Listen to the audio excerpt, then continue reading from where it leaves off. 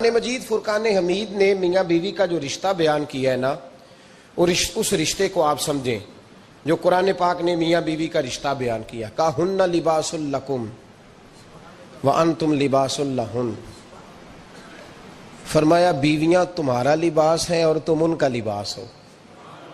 وہ تمہارا لباس ہے اور تم، اللہ اکبر، کیسا خوبصورت لفظ قرآن پاک نے، ہن لباس لکم وانتم لباس لہن، فرمایا وہ تمہارا لباس ہے اور تم، سمجھ آ رہی ہے نا جی بات کی، وہ تمہارا لباس ہے اور تم ان کا لباس ہو۔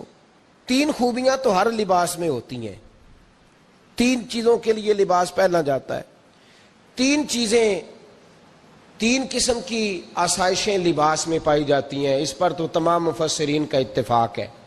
سب سے پہلی چیز، لباس جو ہوتا ہے وہ بندے کو گرمی اور سردی سے بچاتا ہے۔ سخت سردی میں لباس لے لیں تو بندہ سردی سے بچ جاتا ہے۔ اس کا مطلب یہ ہوا کہ میاں بیوی ایک دوسرے کا لباس ہیں۔ اگر بیوی کی طرف کوئی تکلیف آتی ہے تو میاں اس کو بچاتا ہے، اور اگر میاں کی طرف کوئی تکلیف آتی ہے تو عورت اس کو بچاتی ہے۔ میاں بیوی ایک دوسرے کا لباس ہے۔ لباس کیا کرتا ہے؟ لباس آدمی کے عیب چھپاتا ہے، اس کے وجود پر کتنے دھبے ہیں، کتنے نشان ہیں، وہ سارے چھپا لیتا ہے لباس۔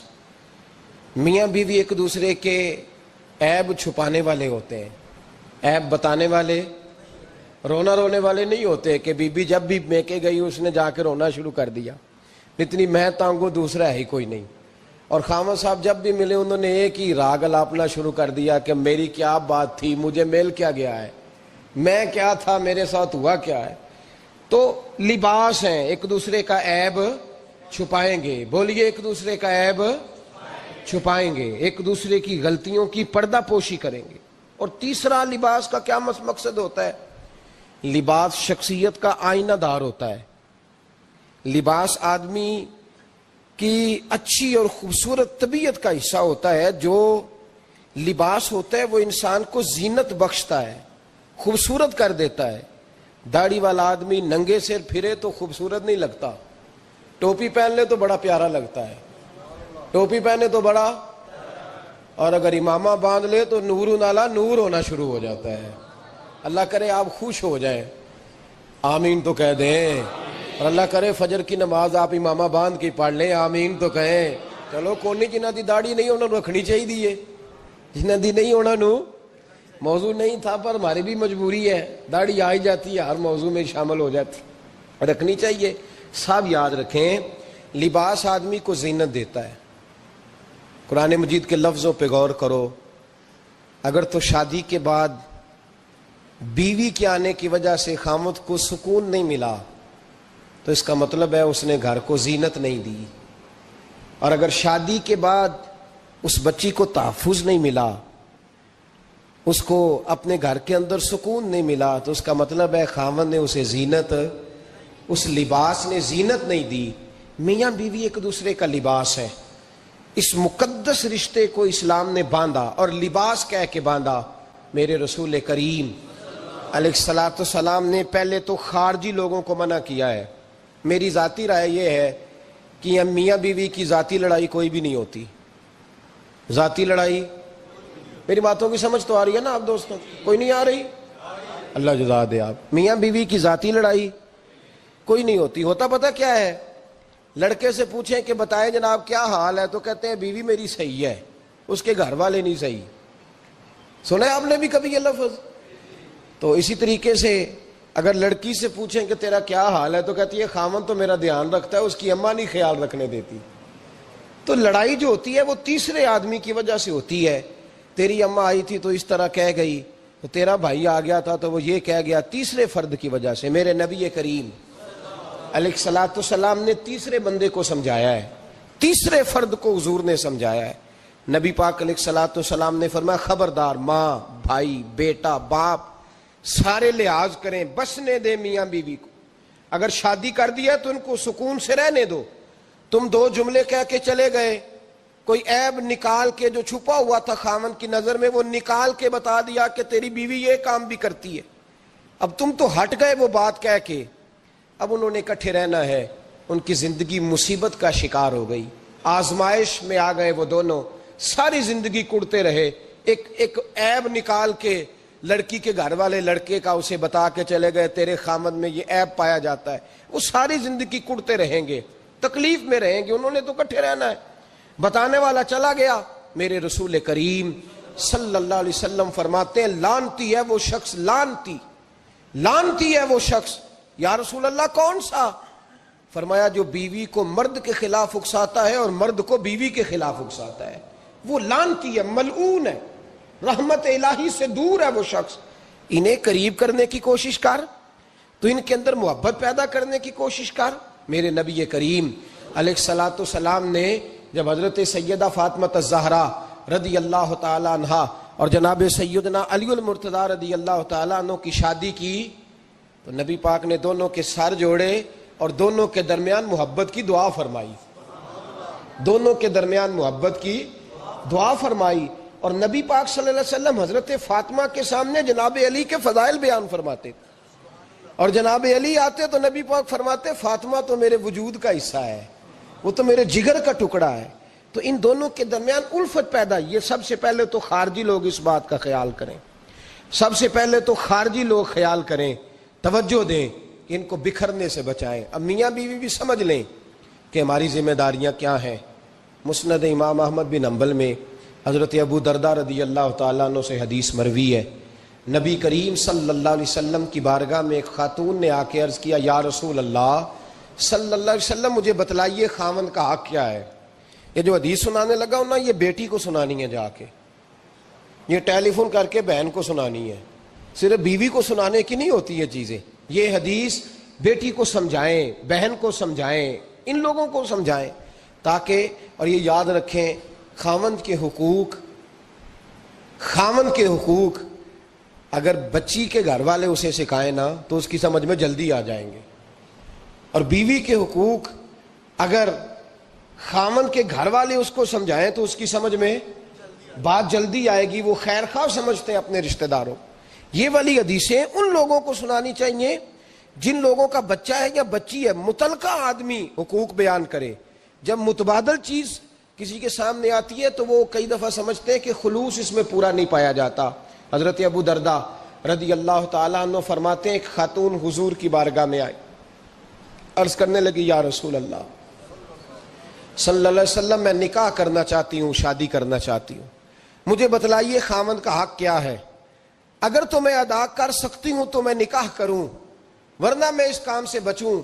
میرے نبی کریم علیہ الصلوۃ والسلام نے فرمایا بی بی اگر خاوند کے ناک سے رینٹ نکلے، ریشہ نکلے، پیپ بہے اس کی ناک سے، اور بی بی اپنی زبان سے وہ صاف کر دے تو پھر بھی اس کا حق ادا نہیں ہوتا۔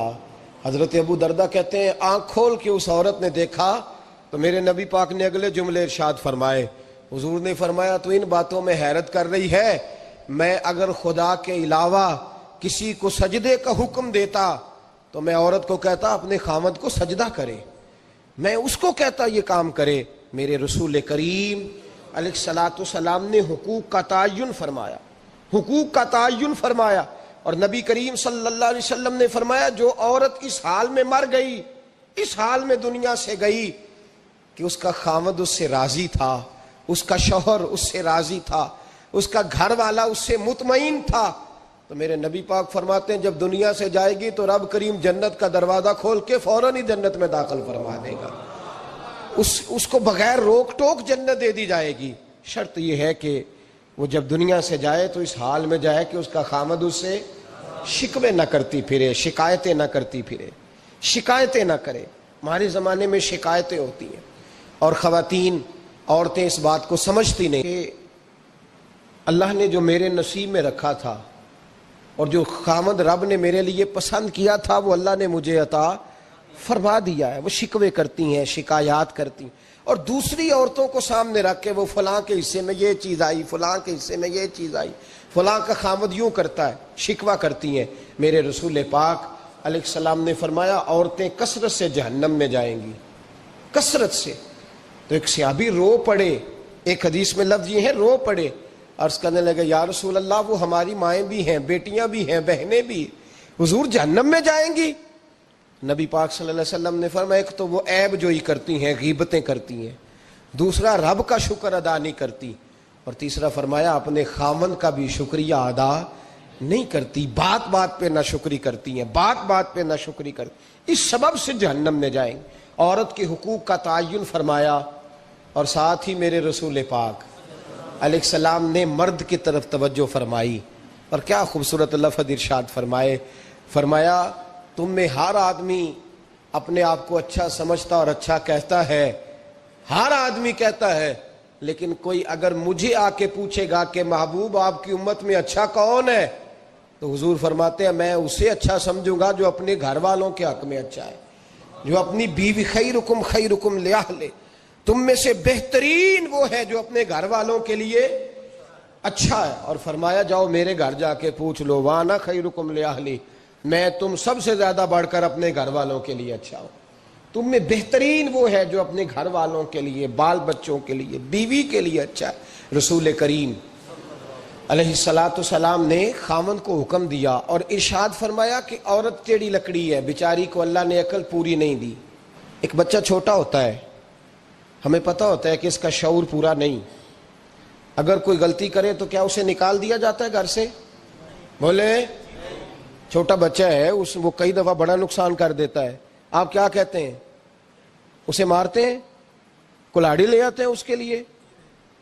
اس طرح کرنا چاہیے، اس کے ابے کو بلا لینا چاہیے، بےزتی کرنی چاہیے پنچایت میں بٹھا کے کہ یہ غلطی کی ہے تیرے بچے نے۔ بھائی دادا یہ کام کرتا ہے؟ بولے نا، کیوں نہیں کرتا؟ وہ کہتا ہے ہمارا بچہ نہ سمجھ ہے، اپنا پوتا ہے، ہمارا اپنا ہے، اگر ہم اس کا باہر نکالیں گے تو بڑا کام غلط ہو جائے۔ لیکن وہی ابا جی جب بہو کوئی غلطی کر بیٹھتی ہے تو پنچایت بلاتے ہیں، لوگوں کے سامنے معاذ اللہ تعالیٰ بڑی کڑوی کسیلی باتیں کرتے ہیں، ایسی باتیں کرتے ہیں کہ جو ان کی بیٹی کے بارے میں کہی جائے تو وہ کبھی پسند نہ کریں، اتنے سخت جملے کہے جاتے ہیں، بیٹی والے کو رسوا کیا جاتا ہے۔ میرے نبی کریم علیہ السلام نے فرمایا یہ ٹیڑھی لکڑی ہے، بیچاری کو اللہ تبارک و تعالیٰ نے اپنی حکمت کے تحت عقل عادی عطا فرمائی ہے، تم اگر چاہو گے سیدھی کرنا تو یہ ٹوٹ جائے گی، سیدھی نہیں ہوگی۔ حضور کیا کریں؟ فرمایا اس کے ساتھ گزارا کرو، اللہ تمہیں اجر عطا فرمائے گا، اس کے ساتھ وقت گزارو، اللہ تمہیں اس کا، یہ ذہن بنانا چاہیے خاوند کو کہ یہ، اور خاوند کی ذمہ داری ہے۔ اعلیٰ حضرت رحمۃ اللہ علیہ نے فتاوی رضویہ کی 24ویں جلد میں بالتفصیل لکھا ہے، آپ فرماتے ہیں خاوند کی ذمہ داری عورت کو کپڑا فراہم کرنا، روٹی فراہم کرنا، رہنے کے لیے گھر دینا، نان نفقے کا خیال کرنا، اور آپ فرماتے ہیں اگر وہ مطالبہ کرے تو ہفتے میں ایک دن اس کے ماں باپ سے ملانے بھی لے جا سکتا ہے، ہفتے میں، جی کوئی نہیں بول دے تسی، ہفتے نہیں، یہ نہیں صحیح لفظ، ہر ہفتے اے سوکھ ہے، کدوں ملان کرنا ہے؟ پاویں نہ بولو، گل جڑی سچی ہو تے سچی ہے، ملان کدوں لے جانا ہے؟ اچھا اپنی اماں نو روز ملدا ہے سویرے شام، تے وہ کہندی مینوں بھی اماں نو ملا لیا، تے کہندا روز نہیں جائیدا، تو تم بھی نہ ملا اپنی اماں نو روز بھائی۔ لیکن ہاں اعلیٰ حضرت فرماتے ہیں ہفتے میں ایک دفعہ ماں باپ سے، بولے، بیٹی کا پیار ماں باپ سے زیادہ ہوتا ہے کہ بیٹے کا؟ لو تو سارے انہوں پتا ہے، یعنی تسی گھٹ کر دے ہو نا، تاں بیٹی دا نام لیا جے، صحیح بات کر رہا ہوں؟ تو جس کا پیار زیادہ ہے اس کو روک دیا، کہتے نہیں روز نہیں جائیدہ، سال بعد جائیں، بلکہ ان تے اللہ خیر کرے، اللہ پاک فضل کرے، داماد صاحب کی عزت ہی نہیں نہ ہوتی، اس کو آنکھوں پہ بھی اٹھائے تو کہتے تیرے گھر دے میری عزت نہیں کر دے، پتہ نہیں ان تو عزت بھائیا کیڑی شے دا نام رکھیا ہے، وہ کیڑی ہے جیڑی تینوں چاہیے، اللہ ہی بہتر جانتا ہے۔ عزت نہیں کرتے تو لہذا میرا پروٹوکول نہیں، پھول لے کے کھڑے نہیں ہوتے گلی میں، وہ باہر نہیں نکلتے، وہ اشتہار نہیں چھاپتے کہ داماد صاحب آ رہے ہیں، اور ویسے بھی میں کہاں جاؤں، مطلب یہ کہ چپس بھی نہیں ہے، انہوں نے سنگ مرمر بھی نہیں لگوایا ہوا، تو میں کیسے جاؤں، میری شان کے خلاف۔ اعلیٰ حضرت فرماتے ہیں ہر ہفتے وہ بیٹی جو ہے، تو بیٹیاں ہوتی ہیں، یہ تو اس دن پتہ چلتا ہے نا جب اپنی بیٹی بندہ ڈولی میں ڈالتا ہے، پھر پتہ چلتا ہے کہ دل کرتا ہے ہر ہفتے اس کو ملنے کو، دل کرتا ہے کہ وہ آئے، چہرہ دکھائے، ایک دفعہ مل جائے، ہر ہفتے اس کو ملوانے لے کے جائے، اس کی غلطیاں معاف کرے، اس کے عیبوں پہ پردہ ڈالے، اس کی کوتاہیوں کا خیال کرے، اس سے درگزر کرے، میرے نبی کریم صلی اللہ علیہ وسلم نے فرمایا میں اپنی امت کو حکم دیتا ہوں کہ اپنی بیوی سے بغض نہ پالنا، بغض نہ پیدا کرنا، کوئی غلطی کرے تو بغض نہ پیدا کرنا، بغض نہ رکھ لینا سینے میں کہ تو ہے ہی ایسی، تو ہے ہی، بغض نہ پالنا۔ اور کیا خوبصورت لفظ ہیں حضرت خدیجہ الکبریٰ کے سرتاج کے، اور کیا لفظ ہیں جناب سیدہ آمنہ کے لال کے۔ میرے نبی پاک فرمانے لگے اگر تمہیں اپنی بیوی کی کوئی عادت ناپسند ہے تو غور کر لو، ڈھونڈ لو، اس میں ایسی بھی عادت تمہیں ضرور مل جائے گی جو تمہیں بڑی پسند ہوگی۔ ڈھونڈ لو، غور کر لو، مل جائے گی، کوئی ایسی بھی مل جائے گی جو تمہیں بڑی پسند ہوگی، وہ بھی تمہیں مل جائے گی۔ ڈھونڈو تو صحیح، تلاش تو کرو، بغض کی اینک نہ لگانا، بغض کی اینک لگا کے دیکھو گے تو کچھ نہیں ملے گا۔ نبی رحمت سید عالم صلی اللہ علیہ وسلم، پہلی بات یہ ہے کہ اللہ کے حبیب نے تعین فرمایا، اور پھر عملی طور پر چلو در رسول پہ چلتے، آؤ حضور کی بارگاہ۔ کہتے ہیں نبی پاک کی بارگاہ میں آئے، حضور نے چہرے دیکھے، کریم سے مسئلہ نہیں پوچھنا پڑا۔ میرے مصطفیٰ کریم نے فرمایا بھوک لگی ہوئی ہے تم تینوں کو؟ 3-4 دن ہو گئے؟ اللہ کے رسول نے فرمایا مجھے پورا ہفتہ ہو گیا ہے۔ سبب کچھ اور ہے جس کو تو خود سمجھتا ہے، زوال بندہ مومن کا بے زری سے نہیں، بھوک نقصان کا وجہ نہیں بنی، وجہ کوئی اور بنی ہے۔ رشوتیں کہ جو بازار گرم ہوئے ہیں لوٹ مار کے، یہ روٹی کے لیے نہیں، یہ زیادہ کھانے کے لیے، یہ بینک بیلنس کے لیے گرم ہے۔ یہ لوٹ مار کا مقصد کوٹھیاں بنانا ہے، روٹی کا تو رب کریم کا وعدہ ہے۔ جو روز روتا ہے شام کو کہ میرا کاروبار کوئی نہیں، اصل میں کہتا ہے بنگلہ کوئی نہیں، اصل میں کہتا ہے کار کوئی نہیں، پجارو کوئی نہیں، روٹی تو اللہ عطا فرماتا ہے، اس کا وعدہ ہے۔ فرمایا حضور نے 3 دن بیت گئے، چلو۔ میرا بے تکلف صحابی ابو الحسن انصاری، وہ بڑے نصیب والے ہوتے ہیں جن کو میرے نبی پاک خود کہتے تھے کہ تیری فلانی ذمہ داری ہے۔ اس زمانے کا تو کسی کو کہہ دیا جائے یہ تیری ذمہ داری ہے تو کہتا ہے یہ تو پھٹیکے ڈالنے لگ گیا ہے، یہاں سے تو چھٹی کر جانی چاہیے۔ خوش ہوتے تھے صحابہ کہ ہماری ذمہ داری لگی۔ کہتے ہیں حضرت ابو الحسن انصاری کے گھر گئے، نبی پاک نے فرمایا بھوک بڑی لگی ہے، کھانا لا۔ کہتے ہیں حضور نے اسے کہا تو اس آدمی کو تو وجد ہی ہو گیا، اس نے کہا میرے اتنے نصیب کہ حضور کا یہ کھانا کھلا۔ آؤ دیکھو دنیا والو، آج جو سب سے زیادہ عزت والا ہے وہ میرا مہمان بنا ہوا ہے۔ فرماتے ہیں وہ دوڑے گئے، بکری اٹھائی، ذبح کی، بیوی کو کہنے لگے روٹی تیار کر، ادھر کھجوریں توڑی، انگور توڑے، کہنے لگے حضور آپ جب تک تناول کریں تب تک کھانا پک جاتا ہے۔ حضرت عمر کہتے ہیں روٹی پک کے آئی، بڑا پیارا گوشت، بڑا اچھا سالن، بڑا خوبصورت خلوص والا کھانا۔ فرماتے ہیں میں نے بڑا ہی کھایا۔ نبی پاک نے نہ ایک روٹی لی اور چھوٹی چپاتی، تھوڑا تھوڑا سالن کونوں سے، اور جب نبی پاک نے کھا لیا تو حضور کی آنکھوں میں آنسو آئے۔ حضرت عمر کہنے لگے حضور روئے کیوں؟ نبی پاک نے فرمایا سوچتا ہوں 7 دن کے فاقے کے بعد کھایا ہے، پر ڈرتا ہوں رب اس کا حساب پوچھے گا تو جواب کیسے دینا ہے، اس کا حساب بھی تو دینا ہے نا جو کھایا ہے۔ تو حضرت عمر فاروق کے ہاتھ میں کچھ چیز تھی، زور سے زمین پہ ماری، کا محبوبہ 7 دن کے بعد بھی روٹی کھائے تو حساب دینا ہے۔ نبی پاک فرمانے لگے عمر وہ مالک ہے نا، تو جب دیتا ہے تو حساب نہیں لے سکتا، حساب تو دینا ہے، حساب تو دینا ہے، تیاری رکھو۔ صحابہ کرام فرماتے ہم نے ارادہ کیا کہ آج کے بعد ہم پھر فاقے کریں گے، کم کھائیں گے، اس لیے کہ حساب دینا ہے۔ میرے بھائی وہ فاقہ کشی کرتے تھے، ڈرتے تھے۔ یہاں تو لوگ کھا کے بیمار ہیں، کھاتے جا رہے ہیں، سوتے جا رہے ہیں، کھاتے جا رہے ہیں، سوتے جا رہے ہیں۔ یہ بھی وقت آئے گا رمضان شریف کا، سویرے درس پہ آؤ کہتے نیند بڑی آتی ہے، سویرے 2 سپارے پڑھ کے سویا کرو کہتے صاحب نیند بڑی آتی ہے، فجر کے بعد ہی تو وقت ہوتا ہے اللہ اللہ کرنے کا، سحری کا، کھاتے جا رہے ہیں، سوتے۔ لوگ جماعت سے نماز نہیں پڑھتے سو جاتے، جماعت کا ثواب چھوڑ کے سو جائیں گے۔ بھائی رمضان مبارک میں فاقہ کشی کی ٹریننگ ہوتی ہے، فاقہ کشی کی تربیت لے، رمضان میں روکے اپنے آپ کو، تربیت ہوگی۔ اور ہمارے صوفیاء فرماتے ہیں جو زیادہ کھاتا ہے اس کا نفس اس کو زیادہ پہ مائل کرتا ہے، خواہشات نفس پیدا ہوتی ہیں۔ میرے نبی پاک علیہ السلام نے جوانوں کو حکم دیا ہے یا معاشر الشباب، او جوانوں، یا رسول اللہ کیا حکم ہے؟ فرمایا یا نکاح کر لو اگر طاقت ہے، نہیں طاقت تو روزے رکھو۔ حضور روزے سے کیا ہوگا؟ فرمایا تمہارا نفس کچلا جائے گا، شیطان وسوسہ اندوزی نہیں کرے گا۔ آج نوجوان بڑھ بڑھ کے کھاتا ہے, بہت زیادہ کھاتا ہے, کبھی اس ہوٹل سے کھاتا ہے, کبھی اس ہوٹل سے کھاتا ہے. اتنا زیادہ کھائیں گے تو نفسانی قوتیں اچھل کر کے آئیں گی, مشکل ہو جائے گا. شادیاں دیر سے ہوتی ہیں, ماں باپ آنکھیں بند کر کے بیٹھے ہوئے. اگر ماں باپ کی ذمہ داری ہو اور ماں باپ نکاح نہ کریں تو نبی پاک نے فرمایا بچے گناہ کریں گے تو جتنا گناہ بچے کو اتنا باپ کو بھی ہوگا. تو ماں باپ چپ ہیں. دوسرا, شادی مشکل بڑی ہے, مہنگی بڑی. اور تیسرا, نہیں کر رہے کچھ لوگ تو روزے بھی نہیں رکھ رہے. تو رمضان ان کے لیے بھی وقت ہے, نفسانی قوتیں کچلی جائیں گی. کھانا جتنا کم کھایا جائے گا اتنا وجود کے اندر نفسانی خواہشات کم پیدا ہوں. تو رمضان تو پریکٹس ہے مجاہدے کی, دین کی.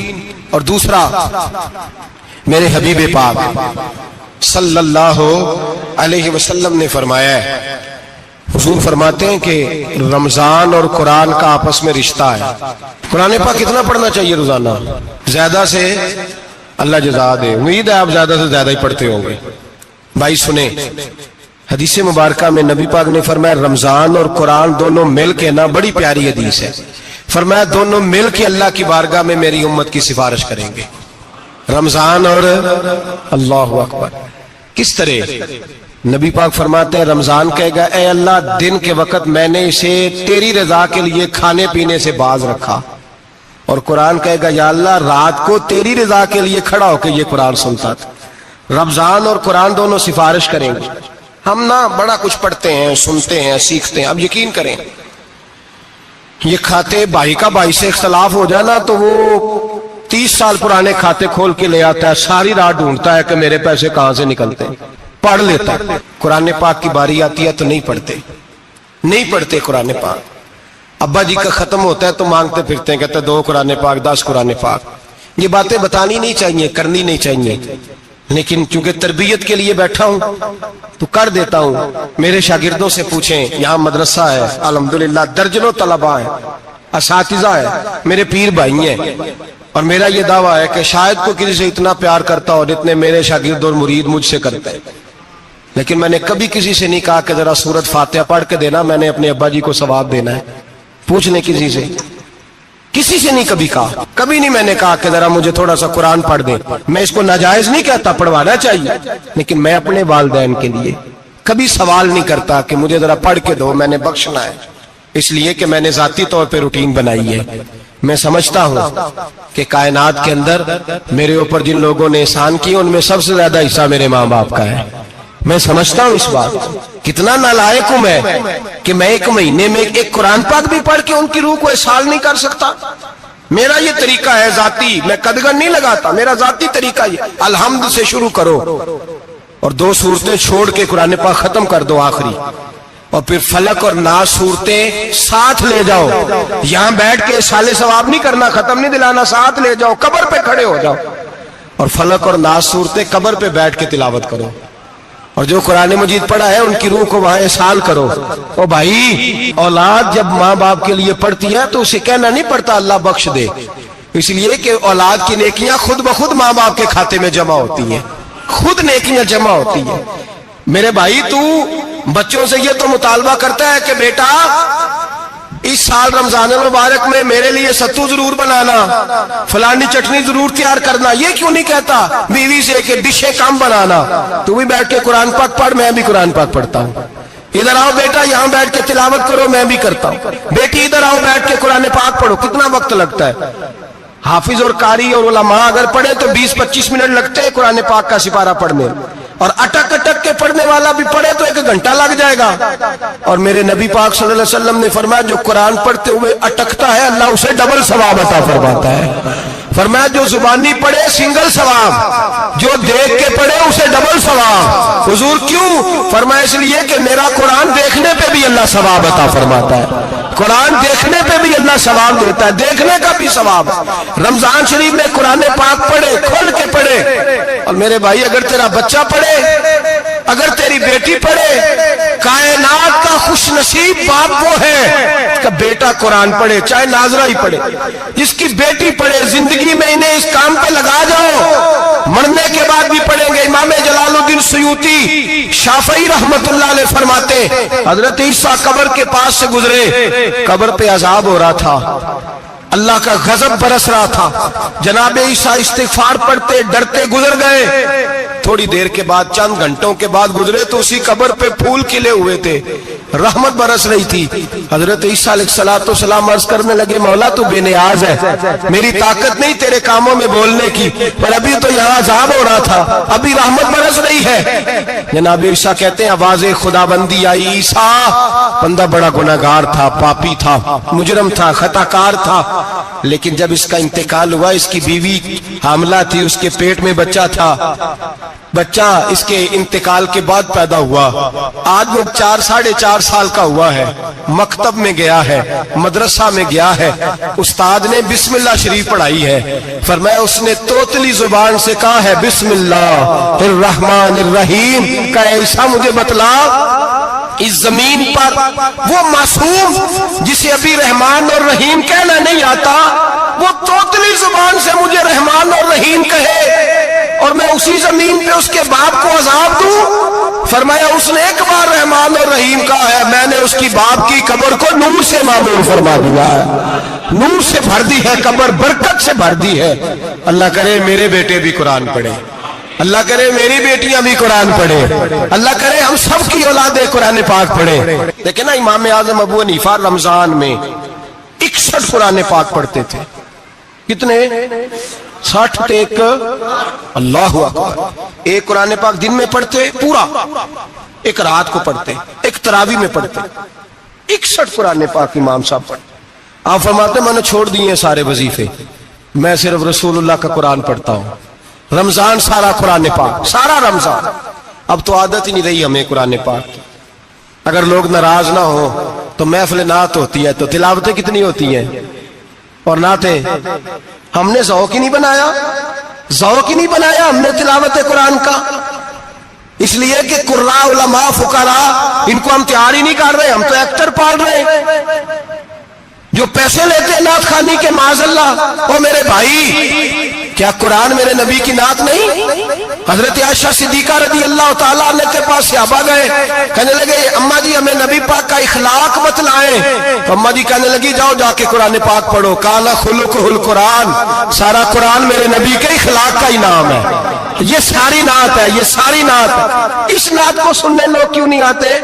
اتنا رش میں اپنے نعت میں اتنا تراویح پہ کیوں نہیں ہوتا؟ اور ملت کا جوان یاد رکھے, بوڑھے تراویحاں پڑھتے ہیں, ضعیف تراویحاں پڑھتے ہیں, گھٹنوں میں درد ہے تراویحاں پڑھتے ہیں, بیمار بوڑھے تراویحاں پڑھتے ہیں. جوان وہاں چوک میں کھڑے. کیا جوانی اس لیے ہے چوکوں میں کھڑا ہوا جائے؟ کیا جوانی اس لیے ہے کہ سعودی عرب جانے کے لیے پاسپورٹ بنانا ہو تو 2.5 گھنٹے کھڑا رہے, تو شناختی کارڈ کے دفتر تو کھڑا رہے, پروٹیکٹر کے لیے کھڑا رہے, کافروں کے سامنے کاسا لیشی کرنے کے لیے تو کھڑا رہے, تو نوکری پہ جائے تو ساری رات کھڑا رہے, اور تو قرآن کے لیے کھڑا نہیں ہوتا؟ میرے محبوب نے فرمایا من قام ایمانا واحتسابا غفر له ما تقدم من ذنبه. فرمایا جو رمضان المبارک میں اللہ کی رضا کے لیے گناہوں کی معافی کے ارادے سے قیام کرے گا, راتوں کو عبادت کرے گا, اللہ اس کے پچھلے سارے گناہ معاف فرما دے گا. نوجوان ارادہ کریں, پروگرام بنائیں کہ انشاءاللہ قرآن پڑھنا بھی ہے, قرآن پڑھوانا بھی ہے, سننا بھی ہے, اور انشاءاللہ بولیے سننا بھی ہے اور پڑھنا بھی ہے اور پڑھانا بھی. ہمت کریں, دلیری کریں, آکے کھڑے تو ہو, اللہ توفیق عطا کرے گا. پہلی بات یہ کہ روزہ رکھیں, دوسری بات یہ کہ قرآن پاک کی تلاوت کریں, اور روزہ رکھیں تو روزے کے سارے حسن سمیت اسے رکھیں. نبی پاک نے فرمایا رمضان غمخاری کا مہینہ ہے, غمخاری کریں. ہمارے زمانے میں 2 قسم کی تکلیفیں ہیں. ایک تو غریب آدمی, اس کا حال یہ ہے کہ وہ مانگتے ہی گزارا کرنا چاہتا ہے, اس نے ہاتھ یوں کر لیا ہے تو اب اس کا یوں ہونے کو تیار نہیں. ضرورت اگر کسی آدمی کو کسی دروازے پہ لے جاتی ہے تو برا نہیں, لیکن سوال کا اپنے اوپر دروازہ کھول لینا یہ ٹھیک نہیں. فاقہ کشی پیدا کریں, حوصلہ پیدا کریں, تھوڑے پہ گزارا کرنا سیکھیں. غریبوں کو بھی اجازت نہیں کہ وہ نکل کھڑے ہوں میدان میں مانگنے کے لیے. ٹولیاں نکلتی ہیں رمضان میں, جتھے نکلتے ہیں خیرات کٹھی کرنے والے. بچیں. میرے نبی پاک صلی اللہ علیہ وسلم نے فرمایا جس نے بغیر ضرورت کے سوال کیا, جب قیامت کے دن آئے گا تو اس کے چہرے کے اوپر گوشت نہیں ہوگا, صرف ڈھانچہ ہی ہوگا. اتنی بھیانک صورت میں آئے بغیر اشد ضرورت کے سوال نہ کر، کبھی سوال نہ کر۔ اور امیروں سے گزارش ہے کہ رمضان ہمدردی کا مہینہ ہے، ہمدردی کریں تو سامنے والے کی عزت کا بھی خیال کریں۔ یہ بات درست ہے کہ غریب سیاںا نہیں ہوتا، اس لیے کہ جس کی جیب میں پیسے نہیں ہوتے بھائی اسے عقل بھی نہیں ہوتی، جس کے گھر کار نہیں ہوتی اسے چلانے کا طریقہ، جس کے گھر اوون نہیں ہوتا اسے چلانے کا طریقہ بھی نہیں آتا، جس کے گھر میں چیزیں ہوتی ہیں اسے چلانا بھی آ جاتا ہے، جدے گھر دانے دے کملے بھی اس کے سیانے ہو جاتے ہیں۔ تو چودھری صاحب، سیٹھ صاحب، نواب صاحب آٹا تقسیم کرتے ہیں، کھڑے ہو کے فوٹو کھچاتے ہیں، فیس بک پہ دیتے ہیں، اور ایک آٹے کا تھیلا اور 10 اخباروں میں فوٹو۔ اللہ سے ڈریں، رمضان ہمدردی کا مہینہ، ہمدردی کا، غریب کو دیں تو اس کی عزت کو رسوا نہ کریں۔ میرے نبی پاک علیہ السلام کے صحابی حضرت عبداللہ ابن عمر رضی اللہ تعالیٰ عنہ ڈھونڈ کے لاتے تھے مسکینوں کو، ڈھونڈ کے، اور جب لاتے تھے تو اپنے دسترخوان پر بٹھا کر اپنے ساتھ افطاری کرایا کرتے تھے، اور پھر فرمایا اللہ تعالیٰ نے لن تنالوا البر حتی تنفقوا مما تحبون، اللہ کے راستے میں وہ چیز دینی ہے جو تمہیں زیادہ پیاری ہو۔ کون سی چیز جو تمہیں؟ میں تھوڑا سا بے باک ہوں، بعض دوستوں کے ساتھ، سب کے ساتھ نہیں۔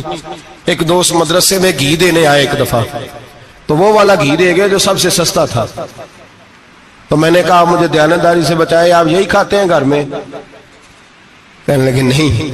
تو میں نے کہا پھر ہم نے بچے مارنے کے لیے تو نہیں نہ رکھے ہوئے، کیا وہ والا گھی اللہ کے راستے میں پیاری چیز دے رہی ہے نا، اس لیے گلے گلے نوٹ لوگ مسجد کے گلے میں ڈال جاتے ہیں، پھٹے ہوئے ڈال جاتے ہیں، کہتے ہیں جوڑ لیں گے مولوی صاحب۔ اور خدا کے بندے پیاری چیز دینی تھی تو نے، اور تو نے اس کا ترجمہ الٹ کر لیا ہے۔ سمجھ لیں رمضان المبارک میں کسی غریب کی مدد کرنی ہے تو ساتھ اس کی عزت بھی کرنی ہے۔ نبی پاک علیہ السلام کے دروازے پر جب سے، یہ جملہ ایک ہے لیکن بڑا قیمتی ہے، صحابہ کہتے ہیں جب ہم دروازہ رسول پہ جاتے تھے خیرات بھی ملتی تھی اور عزت بھی ملتی تھی۔ خود بھیک دے خود ہی کہیں منگتے کا بھلا ہو، خیرات بھی ملتی تھی اور عزت بھی ملتی تھی۔ نبی پاک ساتھ عزت بھی دیتے تھے، مسکین کو غریب کو دیں اور خیر خائی کریں۔ جوتے بیچنے والے جوتوں کے ریٹ سستے کریں، کپڑا بیچنے والے کپڑے کا ریٹ، درزی صاحب بھی ریٹ سستا کریں، دکاندار بھی چیزوں کا ریٹ، حکیم صاحب پیسے کم لیں، ڈاکٹر پیسے کم کریں، حکومت نرخوں میں کمی کرے، اور یہ کام اجتماعی طور پہ کریں۔ میرے نبی پاک نے فرمایا رمضان غمخواری کا مہینہ ہے، اس میں غمخواری کرنی ہے، دوسرے کا خیال کریں، اظہار کریں، قربانی کریں۔ یہاں ہر چیز کا ریٹ بڑھ جاتا ہے رمضان شریف میں، ہر آدمی کہتا ہے میرا سیزن آ گیا ہے، توجہ بڑھائیں، خیال کریں، غمخواری کا مہینہ ہے۔ اور پھر آپ لوگوں سے یہ بھی گزارش ہے کہ رمضان المبارک کا جب مہینہ آئے تو جس آدمی کے ساتھ نیکی کرنی ہے وقت پہ کریں۔ کسی غریب کو پیسے دینے ہیں، کپڑے دینے ہیں تو یکم رمضان کو دیں۔ میں اکثر دوستوں سے پوچھتا ہوں، میں کہتا ہوں قاری صاحب نو جوڑا کدو دیندے ہو؟ کہندے 27 والے دن۔ میں کہ مینوں لگ گئی سمجھ، تہاڈی سازش ہے کہ جڑے سواں کے پا نہ لوے۔ ایویں مولوی چودھری صاحب دے نال دے کپڑے پا لے تے کتے لکھیا ہے اینوں دینا ہے 27؟ تسی دسو 27 والے دن کو درزی سی کے دیندا ہے؟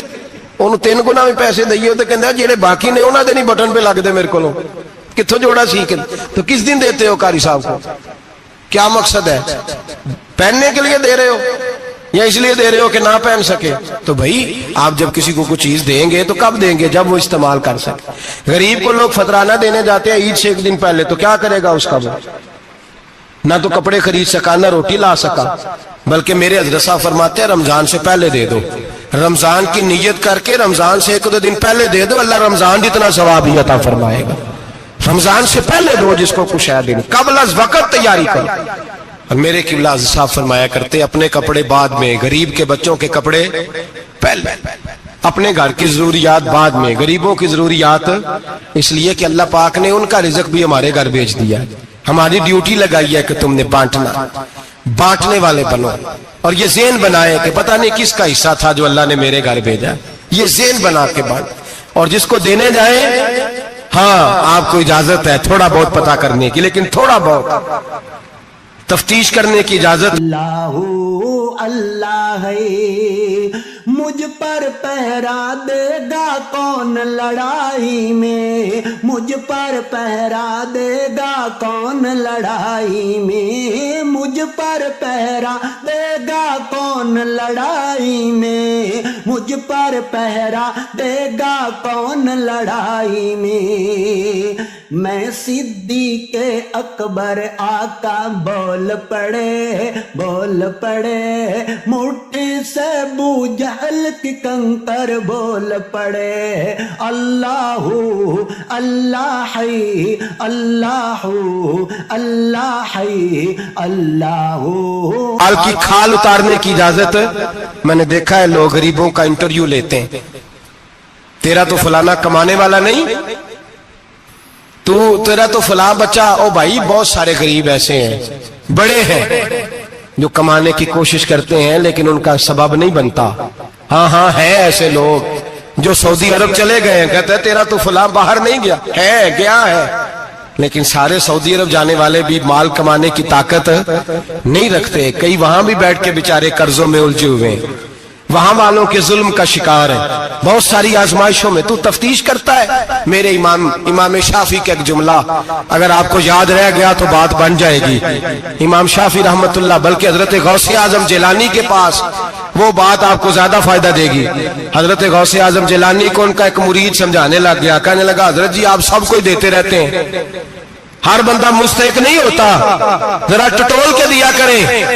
تو غوث اعظم جیلانی فرمانے لگے بھائی مجھے تو لگتا ہے تو بھی ان چیزوں کا مستحق نہیں تھا جو اللہ نے تجھے عطا کر دی ہے، پہلے تو بتا تو مستحق تھا، تجھے اپنی حیثیت اوقات کا پتہ ہے جو اللہ نے تجھے دے دی ہے، طاقت تھی، کوالٹی تھی، تیرے اندر وہ صلاحیت تھی، رب نے تو نہیں تیری تفتیش کی کہ تو قابل ہے کہ نہیں، تو اللہ کے بندوں کی تفتیش کرتا پڑتا ہے۔ امام شافعی فرمایا کرتے، امام شافعی فرماتے رب تجھے پرکھ کے نہیں دیتا، ٹٹول کے نہیں دیتا، رسوا کر کے نہیں دیتا، تو غریبوں کے ساتھ یہ سارا ظلم کیوں کرتا ہے؟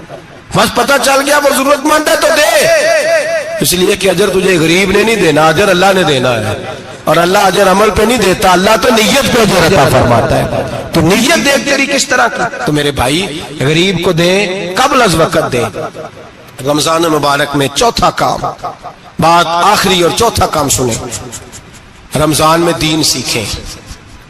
شیطان قید ہوتا ہے زیادہ سے زیادہ، اور جب آدمیوں کا پیٹ خالی ہوتا ہے نا تو ذہن جو ہوتا ہے نا وہ بھی اس کا فریش ہوتا ہے، اس میں کوشش کریں دین سیکھنے کی۔ میرے نبی کریم صلی اللہ علیہ وسلم نے اس دین کو علم کا دین قرار دیا ہے، شعور کا دین قرار دیا ہے، فہم کا دین قرار دیا ہے۔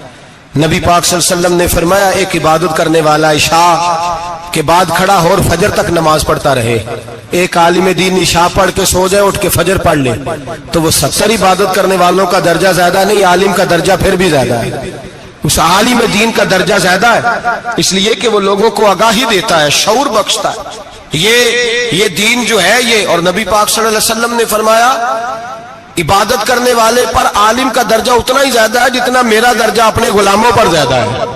عالم کو حضور نے اتنا بڑا مقام دیا، دین سیکھیں، شعور حاصل کریں، یہ فقاہت کا دین ہے، شعور حاصل کرنے کا دین ہے۔ اور نبی پاک صلی اللہ علیہ وسلم نے فرمایا دین کی ایک بات سیکھ لینا 1000 نفل پڑھنے سے زیادہ درجہ رکھتی ہے، دین کی ایک بات سیکھ لینا 1000 جنازے میں شرکت سے زیادہ درجہ رکھتی، دین کی ایک بات سیکھ لینا، میرے نبی پاک صلی اللہ تعالی علیہ وسلم ارشاد فرماتے 1000 مریض کی عیادت کرنے سے زیادہ درجہ رکھتی۔ فرمایا جس نے رات کے ایک لمحے میں دین کی ایک بات سیکھی اللہ اسے ساری رات عبادت کرنے سے زیادہ ثواب عطا فرمائے گا۔ میرے ایسا فرمایا کرتے جب سیکھنے والے کو یہ ثواب ملے گا تو بتائیے سکھانے والے کو کتنا ثواب ملے، اسے اللہ کتنا درد۔ رمضان آ رہا ہے، شیطان قید ہے، دین پھیلانے کی کوشش کریں، جد و جہد کریں۔ بڑی نیند آتی ہے فجر پڑھ کے، لیکن اگر کسی کا ارادہ بن جائے کہ دین سیکھنا بھی ہے اور دین بچوں کو، تو پھر کوئی نیند غلبہ۔ ایک مثال ایک عالم نے سمجھائی، کوئی بزرگ تھے درویش عالم، ان کے پاس ایک عورت آئی، کہنے لگی میں بچوں کو سویرے بڑا جگاتی ہوں، بچے جاگتے نہیں نماز کے لیے۔ بڑا عجیب جواب دیا بزرگوں نے، درویش نے، عالم نے، کہنے لگے بی بی کیوں نہیں جاگتے، جگایا کر، بیدار کیا کر، اٹھایا کر۔ کہنے لگی بڑی جدوجہد کرتی ہوں، اٹھتے نہیں، بیدار نہیں ہوتے۔ اللہ والے تھے نا۔ کہنے لگے یہ بتا اگر اس کمرے میں آگ لگ جائے تو پھر بچوں کو کیسے بیدار کرے گی، آگ سے بچانے کے لیے کیا کرے گی؟ پھر تو بالوں سے پکڑ بھی گھسیٹنا پڑا تو گھسیٹ کے کمرے سے لاؤں گی، پھر تو چوٹیں لگتی ہیں تو لگ جائے، پھر میں پرواہ نہیں کروں گی۔ آپ فرمانے لگے یوں سمجھ لے جہنم کی آگ جل رہی ہے، اگر تیرے بچے نے نماز نہ پڑھی تو آگ لگ جائے گی، اگر اس نے عبادت نہ کی تو اسے آگ، اب جیسے بھی تجھے اٹھانا پڑتا ہے اٹھا گھسیٹ کے باہر لا، لیکن اس کی نماز قضا، نیند بڑی آ رہی ہے سویرے، لیکن اگر دین نہ سیکھا تو مشکل ہو جائے۔ جیسے بھی اپنے آپ کو جگانا چاہیے، ہمت کرنی چاہیے، دلیری کرنی چاہیے۔ ہمیشہ مدحت خیر الانام میں گزرے، دعا ہے یہ عمر درود و سلام میں گزرے۔ آخر